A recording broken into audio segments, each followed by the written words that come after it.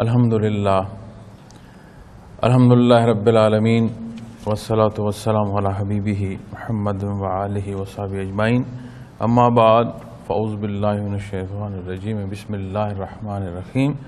قال اللہ تعالی فی القرآن الکریم والفرقان الحمید، قد نرى تقلب وجهک فی السماء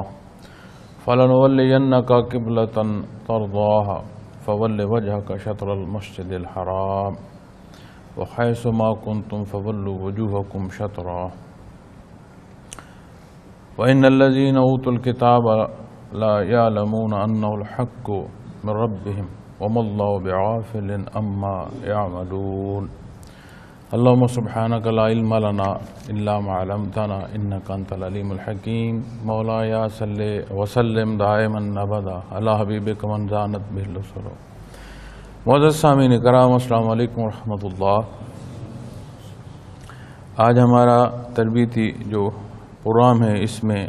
سبق سحر کعبہ پر ہے۔ میں نے کل بھی عرض کیا تھا کہ مراقبات ثلاثہ، دوائر ثلاثہ، اس میں ظاہر و باطن، عبودیت اور متصل فنا بقا بیان کیا جاتا ہے۔ شروع میں جو سبق کرائے جاتے تھے وہ اسی ترتیب سے بھی کرائے جاتے تھے، اور بعد میں آ کر پھر سحر کعبہ اور فنا فی الرسول کرائے جاتے تھے۔ تو آپ کہیں بھی بیان جو ملے گا آپ کو اس میں یہی ترتیب ملے گی، اور جہاں بھی مشائخ اعظام نے بیان فرمایا ہے اس پر تشریحات کی ہیں، تفصیل میں گئے ہیں، تو اس ترتیب سے گئے ہیں۔ تو میں عرض کر رہا تھا کہ اس ترتیب سے بیان فرمایا گیا ہے، لیکن حال میں حضرت جی رحمۃ اللہ تعالیٰ علیہ نے جب سبق کرا رہے ہیں، اب آپ کو کرا رہے تھے، تو آپ نے ہی اسی کو پسند فرمایا کہ فنا بقا جو ہے یہ فنا فی الرسول کے مراقبات کے بعد کرائی جائے، چونکہ اس درجے کا مجاہدہ نہیں ہے، محنت نہیں ہے، استطاعت نہیں ہوتی، تو ان مقامات پر بندے کی ہوش جو ہے وہ مختل نہ ہو جائے۔ اور ہمیں جس پہلو، جس انداز سے مشائخ نے تعلیم فرمایا ہے ہمارے لیے وہ بہتر ہیں، اس سے آگے پیچھے کھریدنے کی یا ڈھونڈنے کی ضرورت نہیں ہوتی۔ اسی لیے تسبیحات کا پڑھنا، اسی ترتیب سے پڑھنا، اور جس طرح جس انداز سے جتنی محنت کا فرمایا گیا ہے اس طرح اس میں وہ ساری برکات شامل ہوتی ہیں۔ اس کی مثال آپ عمومی زندگی کے جو پہلو ہیں ان سے لیں لیں، جیسے کہیں کوئی دم کرتا ہے تو اسے آرام آ جاتا ہے، اور قرآن کریم کی آیا کریمہ پڑھ کر دم کر رہا ہوتا ہے، لیکن اگر آپ غور فرمائیں کہ سارا قرآن کریم پڑھ کر کوئی دم کر رہا ہو تو شاید وہ آرام نہ آ رہا ہو، اور کوئی ایک آیا کریمہ پڑھ کر دم کر رہا ہے تو اس پر اللہ کا یہ احسان ہے کہ اس سے اللہ کریم اتنی برکت عطا فرماتے ہیں کہ ظاہری تکلیف بھی دور ہونا شروع ہو جاتی ہے۔ تو کلام تو برحق ہے، اس میں کوئی شائبہ یا کمی بیشی کی بات نہیں ہے۔ بات ہماری طرف آ جاتی ہے کہ جو پڑھ رہا ہے اس کے حالات کیا ہیں، اسے اللہ کا قرب کتنا نصیب ہے، اس پر اللہ کی رضا کتنی ہے، کتنی شرف قبولیت اس کے کلام کے پڑھنے کو نصیب ہو رہی ہے۔ تو اسی طرح جب تسبیحات کی بات آتی ہے، ذکر کے انداز کی بات آتی ہے، تو یہ سارے وہ حصے ہیں جو مشائخ نے ہمیں تعلیم فرمائے ہیں، اور سارے حصوں میں جب دین کے کیفی شعبے کی بات ہو رہی ہے تو علوم ظاہر کی پابندی لازم ہے، چونکہ شرائط قرآن و سنہ ہیں جو کچھ نبی کریم صلی اللہ علیہ وسلم نے امور ظاہر میں بیان فرمایا، حدود مقرر فرمائیں، اسی کے لیے تو تیاری ہو رہی ہے کہ خلوص دل سے بندہ عمل پیرا ہو سکے۔ تو یہ کیسے ممکن ہے کہ کوئی پہلو کہیں تجاوز کا ملے؟ یہ ہو نہیں سکتا، کمی بیشی نہیں ہوگی، نہ بیشی ہوگی نہ کمی ہوگی۔ تو جب بات کی جاتی ہے مراقبات کے حوالے سے، تو جو پھر ترتیب اب مشائخ نے دی ہے اسی ترتیب کے ساتھ مراقبات کرا جاتا ہے۔ پھر پہلے یہ بھی تھا کہ فنا فی الرسول کے ساتھ تھوڑے وقت میں ہی فنا بقا کے مراقبات بھی کرا دیے جاتے تھے۔ تو چونکہ جو انحطاط ہے، جو کمزوری ہے، اور ہم اپنی زندگی سے بھی اگر دیکھیں، میں اگر اپنی زندگی سے بھی دیکھوں تو یہ نہیں ہے کہ میں کوئی بہت بڑی عمر کا بندہ ہوں اور بڑا ضعیف ہوں اور بڑا وقت گزار چکا ہوں، لیکن جتنی بھی عمر ہے اس ساری عمر کو بھی اگر میں دیکھوں تو میں نے اپنے بچپن میں اور آج میں بہت بڑی تبدیلی دیکھی ہے، جو کردار میں ہے، جو مزاجوں میں ہے، جو ہمارے رہن سہن میں ہے۔ اتنی ترقی سائنس کی ترقی نہیں ہوگی، اتنی ایجادات نہیں ہوں گی، لیکن اس کے باوجود وہ وقت بہتر محسوس ہوتا ہے۔ اگر کوئی خود سے پوچھے کہ آج کا وقت اور آج کی قدریں بہتر ہیں یا وہ حالات بہتر ہیں، تو وہ حالات زیادہ بہتر محسوس ہوتے ہیں جہاں کوئی لحاظ تھا، کوئی بڑا چھوٹا تھا، کوئی اخلاق کی بات کرتا تھا، ایک دوسرے کے ساتھ معاونت کی بات اور پہلو کی بات ہوتی تھی۔ تو اس لیے گزارش یہ ہے کہ یہ چیزیں اپنے جو زندگی کے تجربات ہیں ان سے بھی بے شمار حاصل ہوتی رہتی ہیں کہ یہ حالات جو ہم پر وارد ہوتے ہیں۔ تو جو کمی بھی آتی گئی، لیکن ایک پہلو ہے اور یہ بڑا اللہ کا کرم ہے کہ جن مراقبات و منازل کی ہم جیسے کمزور لوگ بات کر رہے ہیں، ان کے لیے زندگیاں اور مجاہدے اور مشائخ کی توجہ ملتی رہتی تھی، تو اب جا کر کہیں ان کی بات بھی بہت بڑے بڑے نام، جن کا نام اگر لیا جائے تو شاید نہ سمجھنے والا کو بندہ جو ہے وہ ناراض ہو جائے کہ تم کس بزرگ کی بات ان اسباق کے حوالے سے کر رہے ہو، اس کا مطلب ہے تم ان بزرگوں سے بڑے ہو یا جس کے بارے تم چاہتے ہو وہ ان سے بڑے ہیں۔ ایسے ایسے نام ان مراقبات پر ملتے ہیں جن کا وصال ان مراقبات پر ہو۔ تو یہ مراقبات بہت بلند مراتب ہیں، اللہ کا بہت بڑا کرم اور احسان ہے۔ جتنی حالات میں کمزوری آئی، اللہ کریم نے اتنی رحمت بڑھا دی، اتنی آسانی بڑھا دی، اتنا آسان کر دیا ان اسباق پر جانا۔ لیکن ان اسباق کا راسخ ہونا ایک معنی رکھتا ہے، اس کے لیے ضرورت ہوتی ہے کہ محنت کی جائے۔ اپنے معمولات میں جو اذکار کا وقت معین کیا گیا ہے وہ تو ہو، اس سے بڑھ کہاں سکتے ہیں، اور ہماری جو معاملات ہیں وہ یہ ہیں کہ کیسے ممکن ہو کہ جو اوقات مقرر ہیں میں ان کو پہنچ سکوں۔ تو بڑا فرق ہے بھائی کہ اوقات جو مقرر کیے گئے ہیں انہیں پورا کر کے اضافی کتنا اور ہو سکتا ہے، ایک سوچ یہ ہو، اور ایک سوچ یہ ہو جو مقرر کیا ہے میں اسے کیسے پورا کروں۔ تو بڑا فاصلہ ہے دونوں میں۔ تو جب عمل میں فاصلہ آئے گا اور عمل میں کمزوری آئے گی تو یہ کیسے ممکن ہے کہ وہ مراقبات جو ہیں اس درجے کے راسخ ہوں کہ وہ جہاں سے گزرے کیفیات جو ہیں از خود مخلوق خدا تک پہنچتی جائیں، اور جو کمی بیشی حالات میں ہے اس کے مقابل اسے وہ کیفیات نیکی کی اور برکات نصیب ہوں کہ یہ دنیا کا پلڑا برابر رہے۔ تو یہ حصے ہیں جنہیں ہمیں ہر لحظے خیال رکھنا ہے، اور اللہ کریم ہمیں توفیق عطا فرمائے صدق دل سے ان کیفیات پر کے اسباق پر محنت کی جا سکے تاکہ یہ نتائج ہمیں اپنے معاملات میں نظر آئیں۔ تو جب سالک کو فنا بقا کی کیفیات بتا کر پھر سیر کعبہ کی بات آتی ہے تو اس ترتیب سے جو کرائی جاتی تھی اس سے اگر آپ لے کر آئیں تو پھر بیت اللہ شریف میں آنا یعنی جہاں ذکر کی محفل کا انعقاد ہو رہا ہے وہاں سے سالک کی روح کا اٹھنا اور ان منازل تک پہنچنا۔ اور ان منازل کی جب بات آتی ہے تو ان آسمانوں کی وسعتوں کے بعد سدرۃ المنتہا آتی ہے 7 آسمانوں کے بعد۔ عرشی منازل کی ابتدا ہے پہلے عرش کی، وہاں سے شروع ہوتا ہے مراقبہ احدیت، اور بالائے آسمان یہاں سے یہ استعداد نصیب ہو کہ سالک کی روح بالائے آسمان جا کر یہ مراقبات کر کے پھر بیت اللہ شریف کی حاضری کو پہنچے، تو یہ عام بات نہیں ہے، یہ بہت بڑا اللہ کا احسان ہے کہ اس درجے کی روحانی قوت نصیب ہو۔ اور اس درجے کی روحانی قوت کے لیے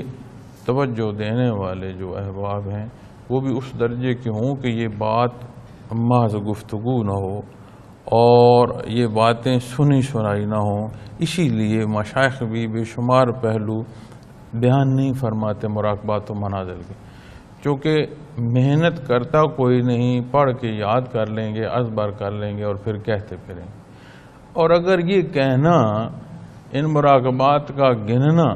پھر کسی خالص نیت سے ہو تو بھی بات ہے، اگر اس میں خود نمائی کی باتیں آ جائیں تو یہ بجائے خود ایک بہت بڑی ابتلا اور امتحان بن جاتا ہے۔ تو اللہ کریم ایسی کمزوریوں سے معاف فرمائے۔ تو جب یہ باتیں یہاں پہنچتی ہیں تو سیر کعبہ مراقبہ کرایا جاتا ہے، تو جب نئے ساتھی ذکر کرتے ہیں تو وہ جس طرح انہوں نے بیت اللہ شریف کی زیارت کی ہے، حج اور عمرے میں گئے ہیں، جو کوئی دیکھا ہے یا جو کچھ، اگر کسی کو موقع نہیں ملا تو اللہ سب کو موقع دے، لیکن اگر کسی کو نہیں موقع تو آج کا وقت ایسا ہے کہ ہر ایک نے صورت ضرور دیکھی ہے، تصویر میں دیکھی ہے، ٹیلی ویژن میں دیکھی ہے، اسکرین پر دیکھی ہے، تو دیکھا ہوا ضرور ہے، تو اپنے آپ کو وہاں اس طرح کی تصویر میں دیکھنا شروع کر دیتے ہیں۔ تو یہ ہماری سوچ ہوتی ہے۔ اسی لیے جہاں کی جو تشبیہ بتائی گئی ہے یا جو فکر بتائی گئی ہے اس سے آگے خود سے نہ سوچا جائے، چونکہ اس سے بندہ ٹھوکر کھا سکتا ہے۔ تو جب سیر کعبہ کے مراقبے میں سالک جاتا ہے تو سیر کعبہ بیت اللہ شریف کے علاوہ اور کچھ ہے نہیں گرد و پیش، حد نظر تک سوائے بیت اللہ شریف کے اور کچھ نہیں ہے۔ ہاں، اور اگر کچھ ہے تو وہ ارواح ہیں جنہیں اللہ جل شانہ نے وہاں تک رسائی عطا فرمائی ہے، وہ بیت اللہ شریف کے طواف میں مگن۔ اور جب سالک وہاں پہنچتا ہے تو بیت اللہ شریف کی زیارت بھی نصیب ہوتی ہے اور بیت اللہ شریف کا طواف بھی کیا جا سکتا ہے۔ اسی لیے اگر آپ غور کریں تو طواف کا بھی اسی میں مراقبے میں بھی بتایا جاتا ہے۔ اور سالک کو جو یہاں کی تسبیح ہے، وہ تلبیح جو مطاف میں پڑھی جاتی ہے، اسی کی تلقین کی جاتی ہے کہ لبیک اللہم لبیک لبیک لا شریک لک لبیک ان الحمد والنعمت لک والملک لا شریک۔ تو یہی تسبیح جو ہے سالک وہاں پڑھتا ہے۔ بیت اللہ شریف تجلیات ذاتی کا محبت ہے۔ جیسے اللہ جل شانہ کی ذات ہمہ وقت ہر لحظے ہر جگہ موجود ہے، لیکن ہمیں عرش اولا کی طرف ہاتھ اٹھا کر دعا مانگنے کا فرمایا گیا ہے کہ ایک جگہ ایک حصہ متعین ہے جہاں یہ مخلوق اللہ کو مخاطب اللہ کے حضور عرض گزارشات اپنی پیش کر سکے۔ اسی طرح دنیا میں اللہ کریم نے پسند فرمایا کہ اس کی جو عبادت ہے اس کے لیے تمام جو اس حق کو ماننے والے ہیں انہیں ایک نقطہ اتحاد اور اتفاق نصیب ہو، کیونکہ اسلام ہے ہی بھائی چارے کا نام، اور اسلام وہ واحد حصہ ہے اس دنیا میں جو تمام انسانیت کو مخاطب فرماتا ہے۔ یا ایھا الناس، یہ دین اسلام مخاطب فرماتا ہے، کلام ذاتی اعلان فرماتا ہے، اس کا ارشاد نبی کریم صلی اللہ علیہ وسلم نے انسانیت کو فرمایا۔ چونکہ آپ بعثت رحمت عالم صلی اللہ علیہ وسلم سے پہلے دیکھ لیں تو اقوام بستی تھی، ممالک تھے، حکمران تھے، بادشاہیاں تھیں، طاقتور حصے بھی تھے، کمزور بھی تھے، سارے حصے ملتے ہیں، لیکن آپ کو اجتماعیت یا کلی طور پر انسانیت کی بات نہیں ملتی۔ رنگ و نسل کی ہو سکتی ہے، زبان و بیان کی ہو سکتی ہے، قوموں کی ہو سکتی ہے، کچھ ہو سکتا ہے، کلی طور پر انسانیت کا مخاطب کرنا نہیں ملتا۔ یہ پہلی دفعہ معلوم تاریخ میں، اور اس حصے تک کہ کل انسانیت، یہ حصہ ہے ہی نبی کریم صلی اللہ علیہ وسلم کا، چونکہ آپ کی نبوت اور رسالت ہر ایک کے لیے اور ہر زمانے کے لیے۔ تو یہ پہلا موقع ہے جہاں کل انسانیت کو مخاطب فرمایا گیا ہے، اور اسلام کے اندر جو بھائی چارہ ہے، ہر مسلمان کو دوسرے مسلمان کا اسلام بھائی ارشاد فرماتا ہے کہ اخوت اسلامی کا درس نصیب ہوتا ہے ہمیں اپنے دین اسلام سے۔ اب مل جل کر رہنے والا جو حصہ ہے ایک دوسرے کے ساتھ، جو حقوق و فرائض کی خوبصورت تعین، تقسیم اور حکم ہے، وہ بھی دین اسلام ہے۔ یہ الگ بات ہے کہ ہماری کمزوریاں اور ہمارے کمزور اعمال ہمیں اس جگہ پر لے آئے ہیں کہ آج ہم کہتے ہیں کہ جی ٹھیک ہے، مذاہب کی بھی تو بات کرو تو انسانیت بھی ایک مذہب ہے، اور یہ الفاظ جو کلمہ پڑھ رہے ہیں اور اپنے آپ کو مسلمان کہہ رہے ہیں، ان کی زبانوں سے بھی سننے کو ملتا ہے، ان کی تحریروں میں پڑھنے کو ملتا ہے، اور یہ ایسے الفاظ ہیں جو ہم اپنے اس وطن عزیز میں بھی سنتے ہیں۔ حالانکہ انسانیت سکھائی ہی اسلام نے ہے، انسانیت مذہب نہیں ہے۔ اب یہ اپنی کمزوری ہے کہ دین اسلام سے کتنے دور ہم آگے کہ انسانیت کی بات کر رہے ہیں، لیکن انسانی جو قدریں ہیں یا حقوق و فرائض ہیں وہ نہ رہے۔ وہ کیسے رہ سکتے ہیں جب حق سے ہٹ جائے؟ تو جب بات یہاں آئے گی تو بیت اللہ شریف ایک وہ حصہ ہے جو اللہ کریم نے تجلیات ذاتی کا محبت قرار دیا اور ایک مرکزیت کی نشانی دی کہ کوئی جہاں کہیں بھی ہے وہ اس طرف رخ کر کے اللہ جل شانہ کے حضور سرب سجود ہو سکتا ہے۔ لیکن اللہ کریم کی ذات تو قرآن کریم کی آیات ہی اس پر شہادت دیتی ہیں، ہر لگہ ہر جگہ ہر طرف موجود ہے۔ لیکن ہمارے لیے آسانی بھی فرما دی اور تمام مومنین کو ایک حصے میں جا کر مقرر فرما دیا۔ اجتماعیت، اتحاد،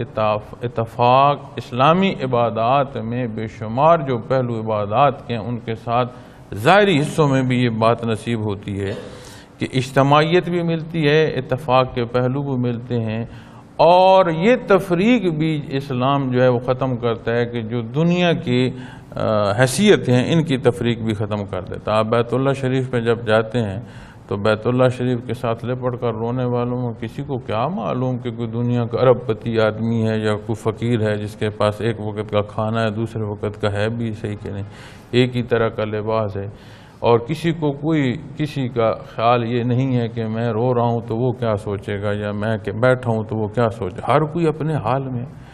تو یہی کیفیات اجتماعی عبادات میں بھی ملتی ہیں، اسی لیے نماز با جماعت کا حکم ہے، اللہ کے گھر میں جا کر پڑھی جائے، اس کی فضیلت ہے۔ پھر اجتماعی عبادات کی بات ہے۔ اگلے دن کچھ سوال مجھے کسی نے بھیجا کہ جب اللہ کا ذکر کرنا ہے تو پھر اکیلے بھی تو کیا جا سکتا ہے، یہ اجتماعی طور پر جا کر ذکر کرنا اور جو ہمارے ذکر کے حلقے ہیں ان میں جا کر کرنا یہ کیوں ضروری ہے؟ تو انہیں میں نے عرض کی کہ آپ اس کی افادیت جو خانہ خدا میں نماز پنجگانہ کی ادائیگی کے بارے میں حکم ہے اور جو وہ فضائل بیان کیے ہیں اسے دیکھیں، اور اگر آپ وہ نہیں سمجھ پاتے تو ایک بات سادہ سی جو ہے وہ یہ سمجھ لیں کہ ہمارے نزدیک کوئی بھی محفل ہے اس میں شاید معتبر وہ جو مرکزی نشست پر بیٹھا، اللہ جل شانہ کس کی تسبیح قبول فرما لیں، جانے وہ باہر ذمہ داری پر کھڑا ہو، ڈیوٹی پر کھڑا ہو۔ ہمارے نزدیک جو کمزور ہو اس کے نزدیک اس کی عبادت کو شرف قبولیت نصیب ہو اور اس درجے کی نصیب ہو کے ساتھ ہم سب کی بھی قبول ہو جائے، تو ایک گلدستہ اجتماعی عبادت میں بن جاتا ہے۔ پھر ہر بندے کا ایک اپنا حال ہے، اپنے اللہ سے ایک اپنا تعلق ہے، تو جب وہ تعلق اپنا، حال اپنا، اس کے اندر کیفیات اپنی، وہ برکات اپنی، تو وہ ایک خوبصورت گلدستہ بن جاتا ہے۔ اور جب اللہ کریم کسی کو بہت عطا کر رہے ہیں، فرما رہے ہیں، تو جو ساتھ بیٹھا وہ کیسے محروم رہ جائے گا؟ اس کی ذات تو رحیم اور کریم ہے، اس کے صدقے اس کی وہی شرف قبولیت نصیب ہوتی چلی جائے گی۔ تو اس حوالے سے جو آیہ کریمہ میں نے تلاوت کی ہے، اس میں اللہ کریم ارشاد فرماتے ہیں کہ قد نرا، بے شک تقلب وجہ کا فی السماء، آپ کا چہرہ بار بار آسمان کی طرف اٹھنا ہم دیکھ رہے ہیں۔ فَلَنُوَلِّيَنَّكَ قِبْلَةً تَرْضَاهَا، سو ہم ضرور آپ کو اس قبلہ کی طرف پھیر دیں گے۔ فَوَلِّ وَجْهَكَ شَطْرَ الْمَسْجِدِ الْحَرَامِ، جدھر کی آپ کی خواہش ہے، تو آگے فرمایا لہذا اپنا رخ مسجد حرام کی طرف پھیر دیں۔ یہ مدینہ منورہ میں حکم آیا، تو مسجد جو قبلتین ہے وہاں آج بھی موجود ہے، اور وہ ایک مسجد میں دونوں طرف کی نشانیاں موجود ہیں۔ آج بھی جو حجاج کرام وہاں جنہیں حاضری کا موقع نصیب ہوتا ہے وہ وہاں زیارت کے لیے جاتے ہیں۔ تو اللہ کریم نے نبی کریم صلی اللہ علیہ وسلم کی طلب اور آپ کی دعا کو شرف قبولیت اس درجے کی عطا فرمائی کہ آپ کے لیے قبلہ جو ہے یا عبادت کے لیے جو جگہ متعین فرما دی وہ بیت اللہ شریف ہے۔ اس سے پہلے مسجد اقصیٰ تھی، اور یہود و نصارہ قدیم عرصے سے مسجد اقصیٰ کو عبادت کرتے تھے، اور اسی رخ کو جہاں بھی ہوتے تھے اسی رخ کو لے کر عبادت کرتے تھے۔ اور شروع زمانے میں مسلمان بھی، اور نبی کریم صلی اللہ علیہ وسلم نے بھی اسی ڈائریکشن کو اختیار فرمایا، اور مسلمان بھی اسی طرف سارے سجدہ ریز ہوتے تھے۔ تو اس آیہ کریمہ میں جہاں اللہ کریم نے یہ فرمایا کہ اپنے حبیب کی دعا کو پسند فرمایا، اور عجیب پہلو بتایا کہ آپ کا بار بار آسمان کو دیکھنا، یعنی جو طلب تھی اس کی محبت میں اپنے اللہ کی طرف جب آپ دیکھتے تھے کہ بار الہ سے قبول فرما، اب مکہ مکرمہ میں پیدا ہوئے، اور روز ازل سے یہ طے ہے کہ جیسے آپ کی پیدائش طے ہے، آپ کی بعثت ہے، اسی طرح بیت اللہ شریف کا اسلام کے لیے قبلہ ہونا یہ بھی طے ہے۔ اور یہ ایسی بات نہیں ہے کہ یہ صرف تب کا حکم ہے، اس کے بارے میں قرآن کریم کی آیات شہادت دیتی ہیں کہ جو یہود و نصارہ بات اپنی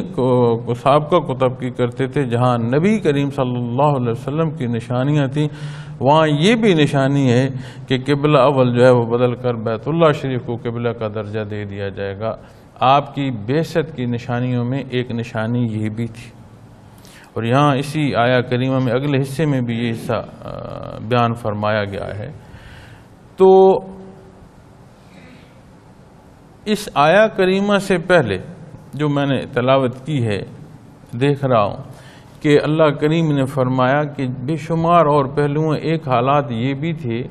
کہ جو تم مان رہے ہو اس پر تمہارا اتباع جو نبی صلی اللہ علیہ وسلم کا وہ کس درجے کا پختہ ہے کہ جب یہ قبلہ بدلا گیا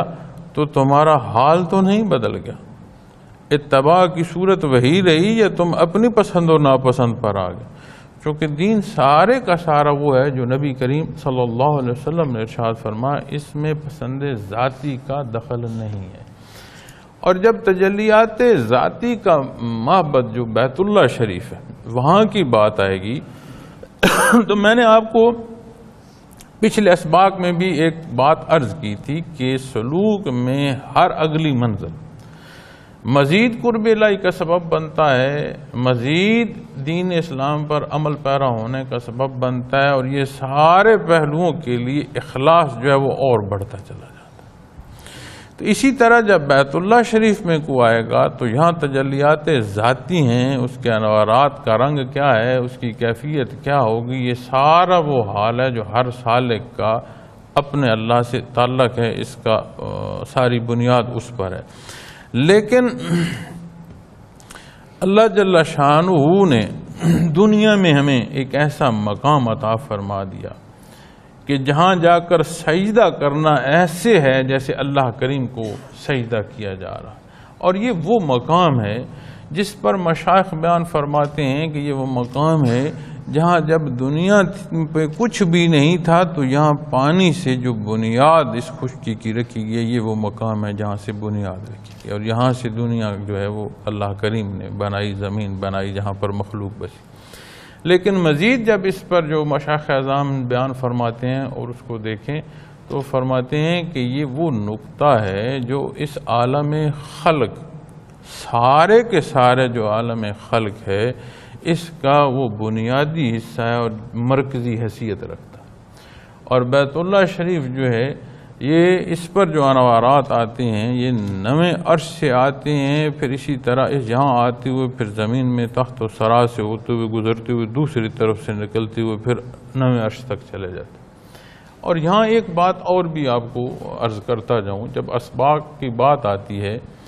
تو آپ غور فرمائیں کہ آسمان کی بات آتی ہے، بالائے آسمان کی بات آتی ہے، تو آج دنیا جو ہے وہ اس پر سفر آسان ہے، انتہائی قلیل وقت میں آپ دنیا کا چکر بھی لگا سکتے ہیں، اور کتنے ایسے لوگ ہیں جو دنیا کے مختلف خطوں میں سفر کرتے ہیں، حتیٰ کہ جہاں 12 گھنٹے کا ٹائم کا فرق ہے وہاں تک بھی اکثر لوگ آ جا رہے ہیں۔ ہمارے آبادیوں کے ہمارے جاننے والے کتنے لوگ ایسے جگہ پر رہتے ہیں جو بالکل 12 گھنٹے کا جہاں ٹائم کا فرق۔ تو یہاں سے اگر آپ دیکھیں تو آسمان کی صورت وہی ہے. تو دنیا کے دوسری طرف سے، دنیا کا جو وجود ہے یہ گول ہے، تو جب دوسری طرف آپ جاتے ہیں تو وہاں جا کر دیکھتے ہیں تو وہاں بھی اسی طرح آسمان ہے. پھر اللہ کریم نے قرآن کریم میں فرمایا کہ ہم نے آسمان دنیا کو ستاروں سے سجا دیا ہے. اب یہ ستاروں کا سجا دینا ایسا نہیں ہے جہاں ہم ہیں وہیں سے اوپر ہے. آپ اس دنیا کو کی جس حصے پر چلے جائیں وہاں سے آسمان آپ کے اوپر ہے اور وہاں ستاروں کی سجاوٹ مار. تو معلوم ہوتا ہے کہ جیسے دنیا ہے ایک بال کی نما، اسی طرح اسے آسمان دنیا احاطہ کی ہوئے ہے اور وہ چاروں طرف سے. اور اسی بات پر جب مراقبات کی بات آتی ہے، منازل کی بات آتی ہے، تو یہ منازل بھی ایک منزل دوسری منزل کو اسی طرح احاطہ کی ہوتی ہے. تو جہاں کوئی بیٹھا ہے تو وہاں ایسا نہیں ہے کہ وہاں یہاں آ کر اوپر کو خیال کرے گا. جہاں بیٹھ کر ذاکر ذکر کر رہا ہے وہاں سے وہ سیدھا اوپر اپنے عرش کی طرف اللہ کا خیال کرتا ہے تو رابطہ کرتا ہے. تو جب آپ یہ خیال کرتے ہیں تو سمجھ آتی ہے کہ ہر آنے والا جو مراقبہ ہے وہ ایسا نہیں ہے کہ جیسے ہم یہ دنیا کی منازل دیکھیں، ایک منزل ہے تو پھر دوسری. وہ سارے مراقبات آپ غور فرمائیں کہ کتنی وسعتوں کے یہ حالات ہیں اور زمین و آسمان ہیں. پھر عرش کی بات آتی ہے تو پھر ہر اوپر جو مراقبہ ہے وہ ان تمام کو احاطہ کیا ہوا ہے. تو پھر اس کی وجود ہے کتنا بڑا ہوگا اور وہ کتنی وسعت کا حامل ہوگا. تو کیسے ممکن ہے کہ اتنی وسعتوں میں سالک جا سکے؟ یہ بھی اللہ کا بہت بڑا کرم اور احسان ہے کہ کیفیات محمد الرسول اللہ علیہ وسلم کی جو تسلسل ہے وہ یہ قوت دیتا ہے. اور ہمیں اللہ نے احسان فرمایا کہ ایسے مشائخ عطا فرمایا جو ان وسعتوں میں لے کر ہمیں چل رہے ہیں. تو جو نقطہ اس سیر کعبہ کے مراقبے میں درکار ہے وہ یہ ہے کہ وہاں سے بندہ تجلیات ذاتی سے اس درجے کا فیض حاصل کرے کہ اس کے نزدیک اللہ جل شانہ کی پسند اپنی پسند سے محترم. کہنے کی حدوں میں نہیں، بات کرنے کی ہے کہ بندہ اس کیفیت کو لے کر آئے وہاں سے یا حاصل کر کے وہاں سے آئے کہ معمولات زندگی جو ہے وہ اللہ کی پسند میں ڈالیں. آپ حج کی شرف قبولیت میں اللہ کے حبیب صلی اللہ علیہ وسلم کے فرمان سنتے بھی ہیں. علماء بھی بیان فرماتے ہیں کہ جس کا حج کو شرف قبولیت نصیب ہو جائے وہ ایسا ہے جیسے آج دنیا میں آیا ہے، اس کے سارے سابقہ گناہ جو ہیں وہ معاف کر دیے جائیں گے. تو بحالت ایمان حج نصیب ہو، اللہ کریم قبول فرمائے تو وہ ایسا صاف کر دیتے ہیں جیسے بندہ آج دنیا میں آئے. تو جب سالک کو وہاں کی رسائی نصیب ہوتی ہے تو پھر اسی طرح کا پرتو اس کی روح پر بھی پڑتا ہے کہ جو کمی بیشی ہیں. اب سالک کی کمی بیشی کیا ہے؟ ایسی نہیں ہے کہ کسی کی روح نے کوئی پتھر اٹھا کر دوسرے کی روح کے سر میں مار. یہاں بات کیفی آتی ہے اور کیفی بات جو ہے وہ اس کا انحصار نیت کی طرف چلا جاتا ہے. جو اپنے اندر کمی بیشی ہے، جو اپنی انا ہے. اب ایسا بھی تو ہو سکتا ہے بندہ دیکھے میرے جیسا ذاکر کوئی نہیں، اور یہ ہوتے دیکھا ہے، بہت بڑے بڑے لوگوں کو دیکھا ہے. ایسا بھی دیکھا ہے، میری پیدائش سے پہلے مجھے ایک واقعہ بتایا جاتا ہے اور میں نے حضرت جی کی زبانی بھی سنا ہے اور بھی ساتھی ایک آدھ سے میں نے یہ واقعہ سنا ہے کہ ایک بڑے حضرت رحمۃ اللہ تعالیٰ علیہ کے ساتھ ایک سالک تھے، آپ کے شاگرد تھے. تو ہمارے گھر گئے تو حضرت جی سے انہوں نے میری پیدائش کا تذکرہ میری پیدائش سے پہلے فرمایا اور میرے ان امور کا جن کو میں آج سر انجام دے رہا ہوں انہوں نے میری پیدائش سے پہلے بتایا. اور یہ بات اس لیے نہیں کرتا تھا کہ یہ اس میں چونکہ میری ذات آ جاتی ہے. تو آج میں دیکھتا ہوں کہ وہ جو بات کرتا تھا بندہ آج اس بات کے تحت یہ عمل جو ہے دنیا میں ہو رہا ہے. اتنا مضبوط کشف تھا اس کا اور اتنی دور تک اس کی جو اللہ کریم نے نظر دی تھی وسعت نظری اتنے دور تک تھی. لیکن اب یہ وہ بات نہیں ہے جسے حتمی سمجھا جائے. اس نظر والا بندہ بھی دارالابتلاء میں ہے، امتحان گاہ میں ہے. وہی شخص حضرت جی رحمت اللہ تعالی علیہ کی حیات میں ہی اس نے کہا میرے سبق استاد سے آگے چلے گئے. جب وہ اس حقیقت سے ہٹا اور ذات کی طرف آیا کہ مجھے تو اتنا کچھ نظر آ رہا ہے تو وہ کبر میں چلا گیا. اور کبر اللہ کو نہیں پسند. کبر صرف نافرمانی نہیں ہے، مقابل آ کر کھڑا ہو جانا ہے۔ تو جب کوئی مقابل آ کر کھڑا ہوگا تو پھر اس کے پلے کیا رہے گا؟ پھر اس کی کیفیت ایسی ہوئی کہ اس نے یہ سمجھا کہ میں تو اب شیخ سے آگے چلا گیا ہوں، اور تاریخ تصوف میں ایسا ہوا ہے، اور آج تک ایسا نہیں ہے کہ کوئی سالک یہ کہے کہ میں اپنے شیخ سے آگے چلا گیا۔ اس کی حقیقت نہیں ملتی، اس دھوکے کی بات تو ملتی ہے کہ شیطان جس کو ڈبونا چاہے اس کو اس میں ڈال دیتا ہے۔ تو جب ان کیفیات یا یہاں کی بات آتی ہے تو یہاں سے جو میل دھلنے کی بات ہو رہی ہے یا صفا کی بات ہو رہی ہے تو صفائے قلب کی بات ہے کہ وہاں سے جب بندہ آئے تو اس حقیقت کو لے کر آئے کہ میں کچھ نہیں ہوں، جو کچھ ہے وہ اللہ کی ذات ہے، اور جہاں لفظ میں آئے اس سے وہ ہٹے، اس سے دور ہو۔ اور جب یہاں کی وہ کیفیت لے کر معمولات دنیا میں آتا ہے تو پھر یہ کیسے ممکن ہے کہ وہ اپنی پسند جو ہے اسے اپنے عمل پر نافذ کرے؟ ہاں، اس کی پسند وہ ہو جائے جو اللہ کی پسند ہے تو پھر وہ اپنی پسند پر بھی ہے، اسی میں خوش بھی ہے اور اللہ کی رضا میں ہے۔ تو اللہ کی پسند میں اپنی پسند کا ڈھل جانا،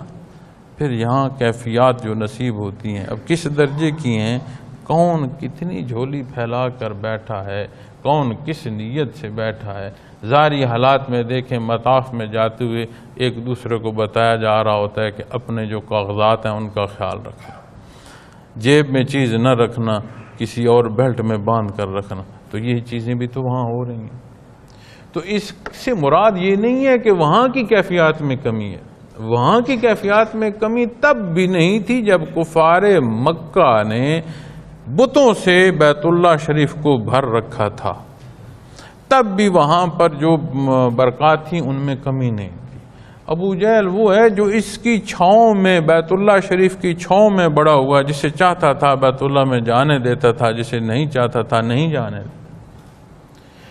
تھا، تو وہ بھی بیت اللہ کی چھاؤں میں۔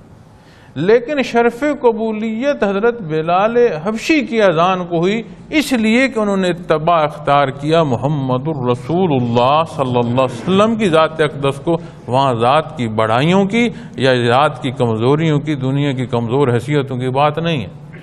تو جب سالک وہاں جاتا ہے، اب اس سالک کو وہاں کے انوارات بتانا شروع کروں، وہاں کی حاضری بتانا شروع کروں، کیا بتانا شروع کروں، میں وہاں کی کیفیت کیسے پاتا ہوں، جو جیسے بتا رہا ہوں وہاں کی کیفیت کیسے پاتا ہے، تو اس سے بہتر نہیں کہ وہ اس حال کو دیکھے کہ وہاں جا کر پلٹ کر میرے معمولات پر اثر کیا پڑا،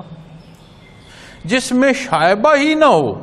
جس میں کوئی کمی بیشی لگ ہی نہ سکے، جس میں کوئی شیطان وسوسہ ڈال ہی نہ سکے، تو پھر وہ بات بہتر نہیں ہے۔ تو جب اس بات کی طرف آؤ گے تو پھر قرآن و سنت سامنے ہے، عملی زندگی سامنے ہے۔ اپنی مرضی، اپنی خواہشات کوئی جانے نہ جانے، بندہ خود بڑا خوب جانتا ہے کہ میری جو خواہشات ہیں وہ کیا ہے، میری تمنائیں جو ہیں وہ تجاوز میں ہیں یا کمی میں ہیں یا اعتدال پر ہیں، کہاں، ہر کو خوب جانتا ہے۔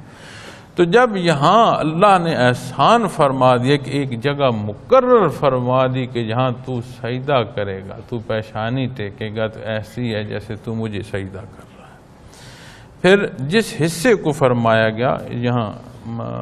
قرآن کریم کی آیہ کریمہ فرماتی ہے اس سے آگے کہ آپ صلی اللہ علیہ وسلم کا بار بار آسمان کی طرف اٹھنا ہم دیکھ رہے ہیں۔ اس سے اگلے حصے میں فرمایا جاتا ہے سو ہم ضرور آپ کو اس قبلہ کی طرف پھیر دیں گے، یعنی آپ کی دعا قبول فرمائیں گے جدھر کی آپ کو خواہش ہے، لہذا اپنا رخ مسجد الحرام کی طرف پھیر دیں۔ اب جب یہاں مسجد الحرام کی بات آتی ہے تو حد حرم کی بات آتی ہے، جس کی نشاندہی نبی کریم صلی اللہ علیہ وسلم نے فرما دی، اور صرف یہاں کی نہیں، حرمین شریفین کی نشاندہی آپ نے فرما دی، مکہ مکرمہ میں بھی فرما دی اور مدینہ منورہ میں بھی فرما دی۔ اور حد حرم کے اندر ایک ہی حکم ہے، جو درجے کی عبادت ہم سمجھتے ہیں کہ بیت اللہ شریف کے سامنے ہے وہ بھی حرم ہے، اور جو بیت اللہ شریف کی مسجد کے باہر حصہ ہے جو حد حرم کے اندر ہے اس کے لیے حکم بھی وہی ہے۔ یہ الگ بات ہے کہ کوئی زیارت بیت اللہ کو دیکھتے ہوئے اللہ کا حضور سربت سجود ہے تو کیا مقام ہوگا، وہاں اجتماعی جو عبادت ہو رہی ہے اس پر جو اللہ کریم کی رضا نصیب ہوگی وہ کیا ہے۔ لیکن جو حکم حرم شریف کی عبادت کا آتا ہے کہ وہاں نماز کی ادائیگی، ظاہری بات ہے کہ جب طواف کی بات آئے گی تو بات تو پھر وہاں جا کر کرنی پڑے گی، چونکہ اتنا تو نہیں ہے کیونکہ اتنا بڑے دائرے میں طواف کر سکے، نہ اس طرح کے حالات ہیں، نہ اس طرح کی وجودی استعداد ہے، لیکن جو حرم کا حکم ہے، جو حرم کا لحاظ ہے، جو حرم کا احترام ہے، وہ سارا حد حرم تک ہے، اور اس کا خیال رکھنا چاہیے، رکھا جائے تاکہ وہ تعظیم ہو۔ اسی طرح ہم جب عمرے کے لیے جاتے ہیں، حج کے لیے جاتے ہیں، تو ہم وہاں سے بھی احرام باندھ لیتے ہیں جہاں سے ضرورت نہیں، اور وہ احرام باندھ اس لیے لیتے ہیں کہ خیر ہے